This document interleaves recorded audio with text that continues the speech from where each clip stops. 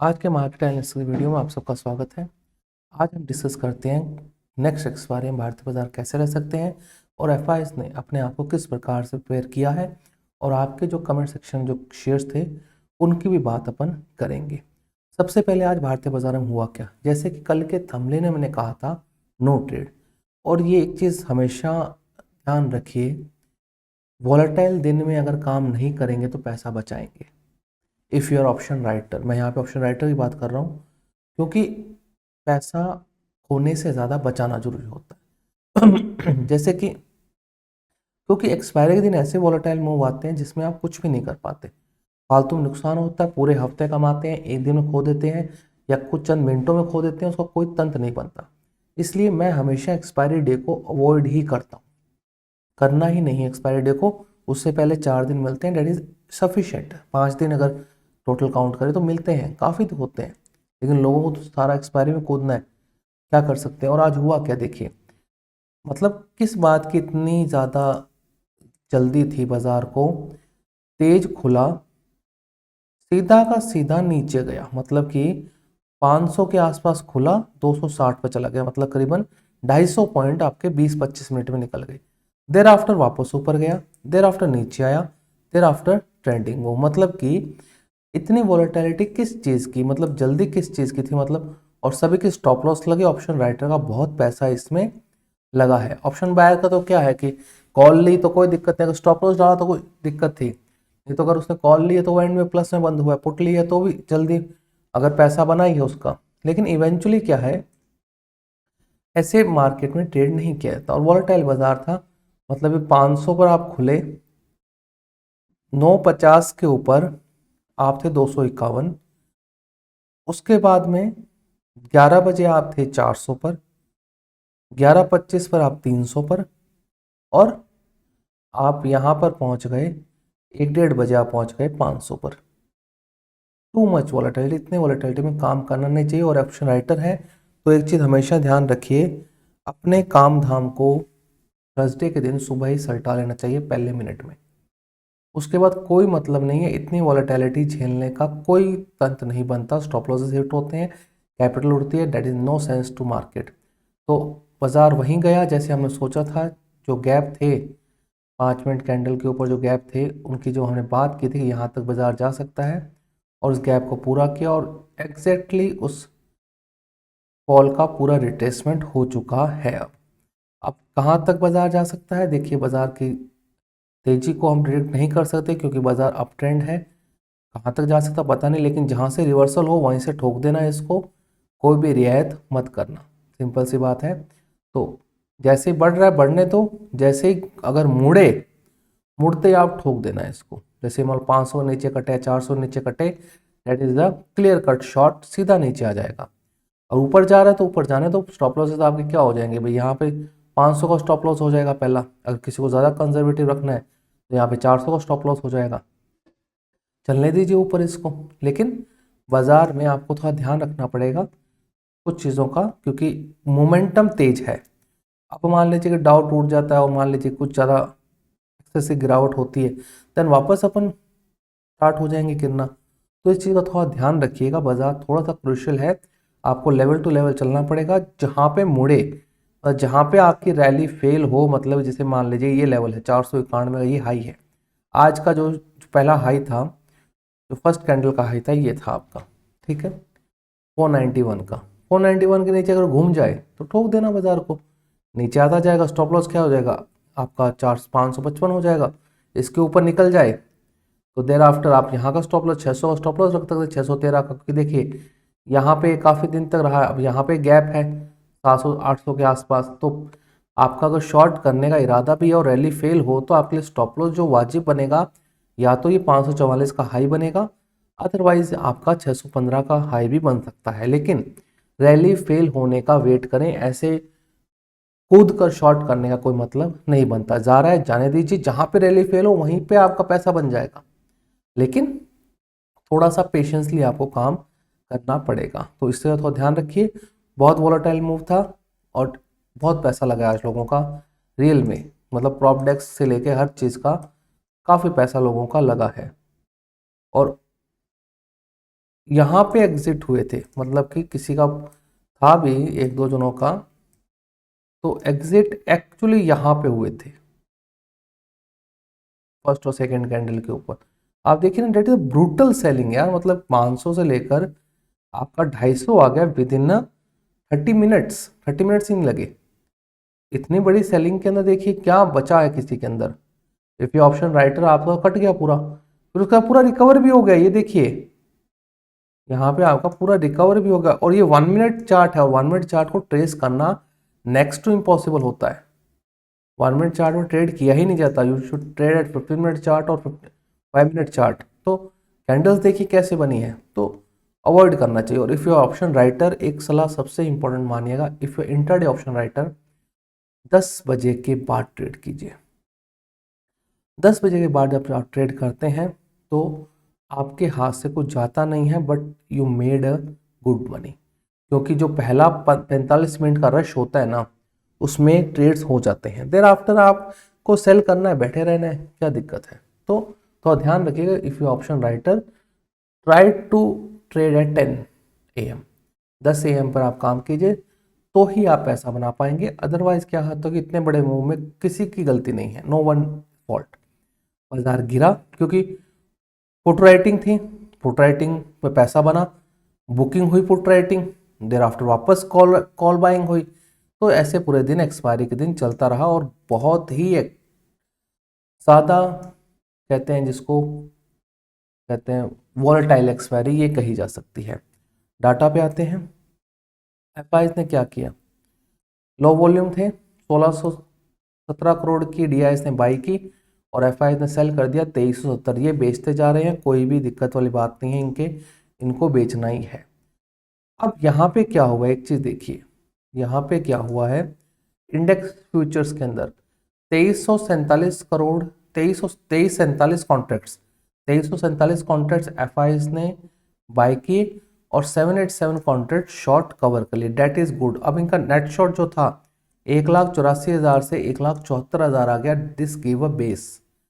अब ये कल डाटा अगर कंफर्मेशन आता है कि हाँ, क्योंकि कल भी इन्होंने कवर किए थे और आज भी इन्होंने कवर किए हैं, तो दोनों दिन हुए हैं, आज का डाटा सिग्निफिकेंट है क्योंकि एक्सपायरी भी है, तो थोड़ा सा चीज़ों का ध्यान रखेंगे आप लोग। स्टॉक फ्यूचर्स के अंदर 16,000 कॉन्ट्रैक्ट लॉन्ग कवर किए, 40,000 कॉन्ट्रैक्ट शॉर्ट कवर कर लिए, तो मोटा मोटी ये तो वहीं पर है। लेकिन जो आपका इंडेक्स फ्यूचर्स का डाटा है दैट इज पॉजिटिव, बहुत पॉजिटिव डाटा है। पहली बार करीबन करीबन 7876 कॉन्ट्रैक्ट्स कवर हुए हैं इनकी तरफ से, तो दिस इज द गुड। लेकिन कैश में सेलिंग है तो रह सकती है, इसका मतलब ये है कि आपका इंडेक्स ऊपर जाता जाएगा और स्टॉक स्पेसिफिक आपके गिरावट रहेगी। इसका तात्पर्य सिंपल सी बात है कि कैश में सेलिंग है और इंडेक्स लॉन्ग है, तो इंडेक्स आपका धीरे धीरे ऊपर जाता जाएगा, एक्सेप्ट यूएस से कोई भी बड़ी खबर नहीं आती है। तो इस चीज़ का थोड़ा सा ध्यान रखिएगा। ऑप्शन का डाटा हमारे पास है नहीं क्योंकि आज एक्सपायरी थी, तो ऑल कॉन्ट्रैक्ट्स हो गए आपके नील, तो इस चीज़ का थोड़ा सा ध्यान रखिएगा आज। तो मोटा मोटी बाजार वहीं पर है, तेजी की तरफ है, डाटा इस प्रकार से बना है। लेकिन जहाँ पे रैली फेल हो वहीं पे ठोकना है, इतने दिन इसको राइड कीजिए आप।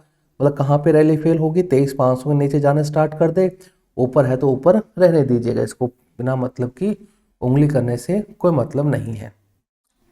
अब आपके कुछ स्टॉक्स थे, सबसे पहले पैरामाउंट केबल्स। अब पैरामाउंट केबल्स में देखिए क्या है, पैरामाउंट केबल्स, ठीक है, शेयर होल्डिंग पैटर्न स्टार्ट करते हैं। 30% कंपनी रिटेलर के पास है। अब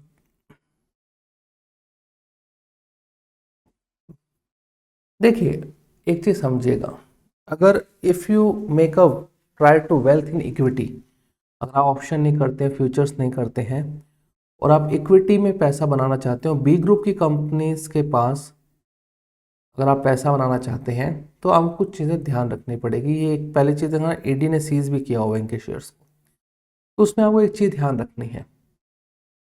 ये बहुत मोटा लेसन दे के जा रहा हूँ मैं आपको, ध्यान सुनिएगा। Don't be a part of massive crowd, भीड़ का पार्ट नहीं बनना है किसी भी हालत में।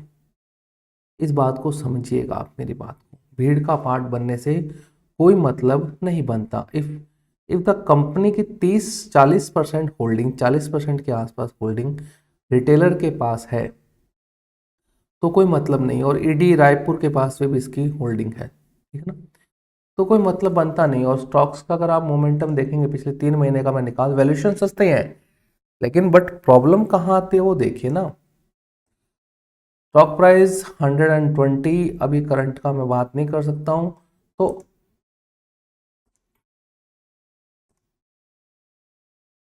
5% के नेट प्रॉफिट मार्जिन पे ओपीएम मार्जिन 9-9.5% का है। तो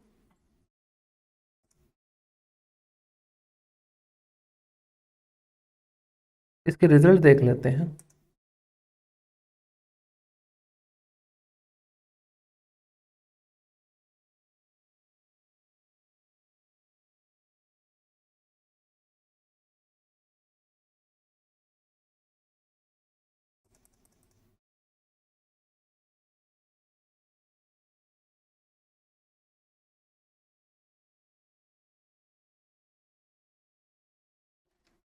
.74 का ईपीएस है, डायल्यूटेड, इतनी डायल्यूटेड इक्विटी इन्होंने कर रखी है, 2 रुपये फेस वैल्यू है। रिजल्ट तो रेवेन्यू ठीक है, बट मुझे कॉन्फिडेंस नहीं आता, सिंपल सी बात। अगर मेरी पर्सनल राय जाने, जहाँ पे ये नंबर 30% दिखता है ना, मेरे को मेरा दिमाग खराब हो जाता है, मैं उस स्पीड का हिस्सा नहीं बनना चाहता। तो और मुझे पता है आप शायद पेन में हैं, कोशिश कीजिए थोड़ा भाव आ जाए, और फाइनेंशियल एडवाइजर से आप पूछ लीजिएगा कि क्या करना है। लेकिन दैट इज़ द ह्यूज, इतना जब डाइल्यूशन होता है तो कोई मतंत वाली बात नहीं रहती है। देखिए मोटा मोटी बात ये है, ठीक है ना, इससे थोड़ा ध्यान रखिएगा। तो पैरामाउंट में तो मैंने आपको बता दिया एनालिसिस का कि शेयर होल्डिंग पैटर्न बहुत ज़्यादा है, डाइल्यूशन बहुत ज़्यादा है, प्लस क्या है कि इनके मार्जिन्स भी 5-6% के मार्जिन के ऊपर है कंपनी। तो फ्यूचर में अगर मार्जिन सुधरे तो देखिएगा, कुछ टर्न अराउंड होता है तो आप थोड़ा ध्यान रखिएगा, बट कुछ ज़्यादा करने वाला इसमें है नहीं। Mister Bector food, mister Bector food, miss Bector food, miss Bector food 58 के ईपीएस के ऊपर है, और इनकी वेबसाइट पे जाते हैं तो ये बनाती है ये।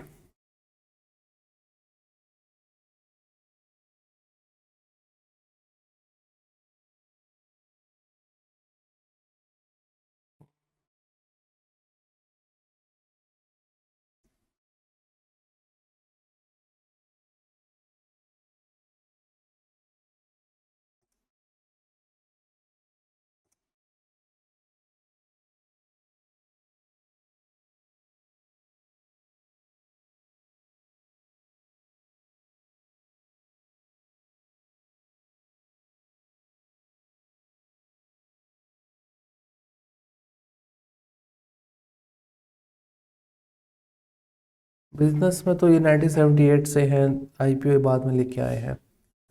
अब मिस वेक्टर में क्या है,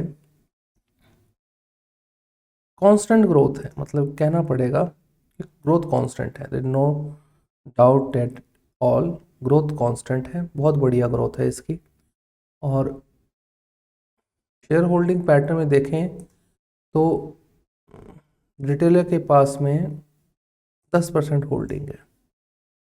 अब आपका भाव मेरे को पता नहीं है, लेकिन किसने पूछा, एक मिनट रुकिए, ये सवाल आई थिंक गोविंद ने या पंकज जी ने पूछा होगा, एक सेकेंड।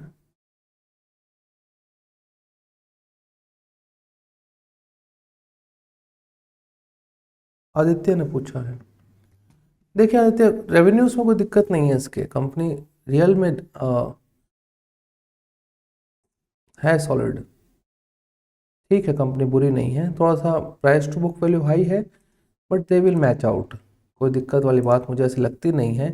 प्राइस ऊपर नीचे का हो सकता है क्योंकि इनका वैल्यूशन थोड़ा सा एक्सट्रीम है, थोड़ा सा सस्ता हो सकता है, बट कोई कंपनी में दिक्कत नहीं। और दूसरा जो इनका शेयर होल्डिंग पैटर्न है, वहाँ पे भीड़ नहीं है। 10% मान लीजिए कि रिटेलर के पास है, 90% कंपनी आपके म्यूचुअल फंड और एफ के पास है, तो डेट इज मतलब कि बाकी, हाँ, 19% म्यूचुअल फंड एनबीएफसी के पास है, बाकी 15% आपका एफ के पास है। तो दैट इज गुड, मतलब बुरा नहीं है। आपका भाव क्या है मुझे को पता नहीं, but that is a good bet. भाव अगर अच्छा मिल रहा है तो अच्छी बात है। थोड़ा सा ऊपर पे किया है तो थोड़ा सा आपको वेट करना पड़ सकता है, थोड़ा सा और करेक्ट हो जाए अगर बेयर मार्केट आता है तो। अदरवाइज थोड़ा सा पी महंगा है बट चल सकता है, इतना कोई ऐसे इश्यू वाली बात नहीं है मिस्टर वेक्टर। बाकी आप अपने फाइनेंशियल एडवाइजर से जरूर कंसल्ट कीजिएगा, ये कोई बाय और सेल रिकमेंडेशन मेरी तरफ से नहीं है। पीटीसी इंडिया, अब ये भी बात वहीं पर आती है, पीटीसी के अंदर भी। पीटीसी इंडिया के अंदर भाई छोटी एनालिसिस पर दाव नहीं खेलना चाहिए। छोटी एनबीएसएस पर कभी भी दाव नहीं खेलना चाहिए। अब आपने ये शेयर एलआईसी के पास में इसका 2% है, बस ये एक उम्मीद वाली बात है। और बंधन के एलआईसी के पास इसका 2% है, बाकी 50 ही एम्प्लॉयज़ हैं।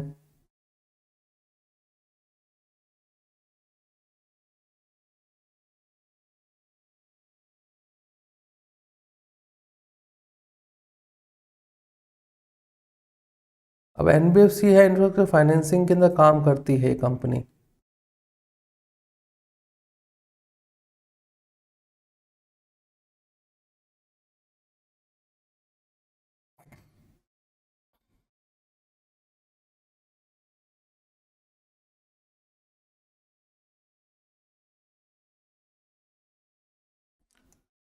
वैसे कोई दिक्कत वाली बात नहीं है इस कंपनी के अंदर, वैल्यूएशन भी सही है। बट एनबीएफसी से मैं थोड़ा दूर रहना पसंद करता हूँ, क्योंकि क्या पता कब क्या हो जाता है। ये और ये प्रोजेक्ट भी बड़े इनके हैं।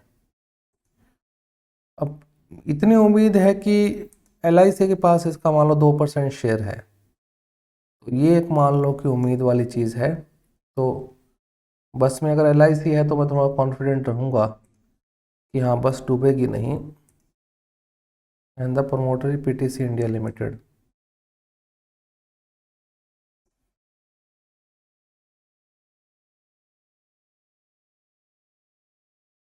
पीटीसी इंडिया लिमिटेड ये इसकी सब्सिडरी आती है। The concept of the PTC India formerly by the power trading, formerly known as the power trading company of India.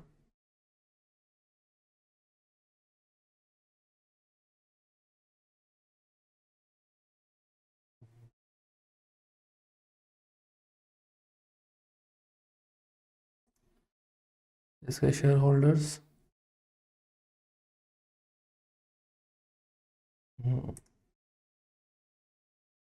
Power Grid वगैरह इसके शेयर होल्डर्स आएंगे। 5 बड़े नाम हैं इनके। ठीक है, वैसे कोई इश्यू वाली बात नहीं है, बट फाइनेंस कंपनी का थोड़ा ध्यान रखिएगा। और आई थिंक इसमें आप भी पेन में होंगे। 100 रुपये 60 रुपये का था, आधा हो गया।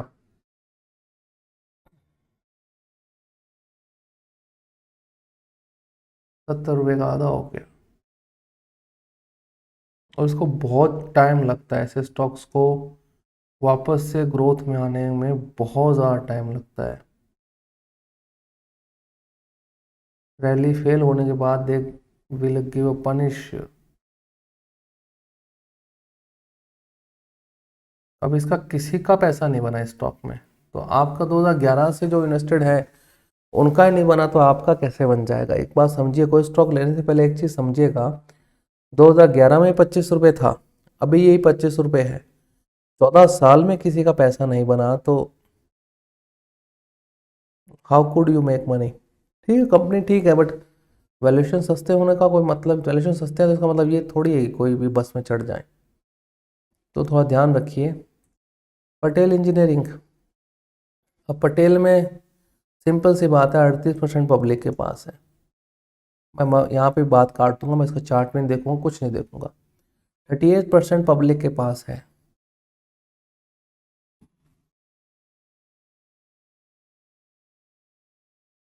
तो 38% अगर पब्लिक के पास है तो आप, पब्लिक इतनी होशियार हो गई क्या, वो भी 2 लाख से कम वाली, कि वो इनसे पैसा कमा लेगी। मैंने इसका चार्ट नहीं देखा, मैंने कुछ नहीं देखा, मैंने ये देखा 38% पब्लिक। मैं इसको स्लाइड कर दूंगा, मेरे फॉर्मेट में ही नहीं आएगी ये कंपनी लेने की। तो थोड़ा ध्यान रखिए भाई,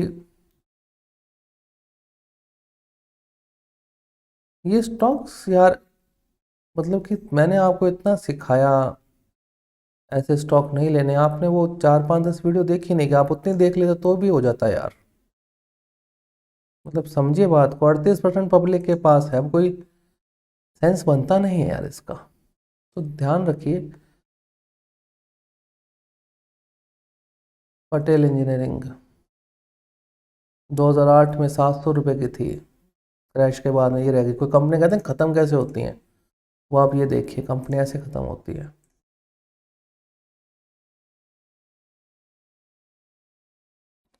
800 रुपये का स्टॉक था, मतलब यहाँ से चला था बुल रन के अंदर 100 रुपये से, डेट बिकम 800 और देर बिकम 78, 350, एंड देन क्रैश।